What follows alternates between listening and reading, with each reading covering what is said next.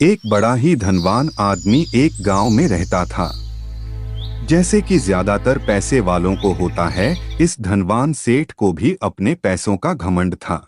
वह जिस गांव में रहता था वहां पर ज्यादातर लोग किसान थे।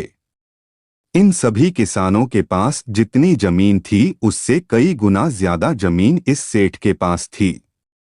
कई गरीब किसान तो इसके लिए इसके खेतों में काम करते थे। इसी गांव में मोहन नाम का एक बड़ा ही मेहनती और सच्चा किसान रहा करता था।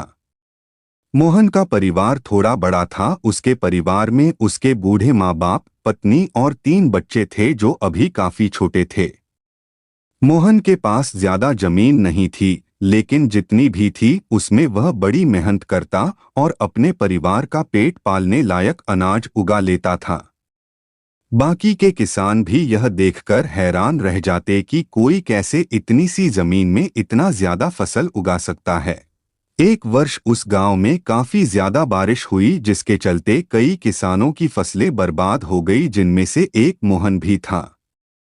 अब मोहन धर्म संकट में पड़ गया, क्योंकि उसके परिवार में उसके अलावा कोई और कमाने वाला था नहीं और अपने परिवार को भूखा मरते हुए वो देख नहीं सकता था।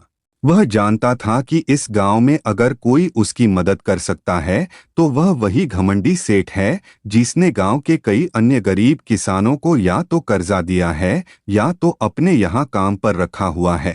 हाथ पर हाथ धरे बैठे रहने के बजाय उसने इस सेठ के पास जाने का फैसला किया और एक दिन उनके पास पहुंच गया। सेठ के पास पहुंचकर मोहन बोला,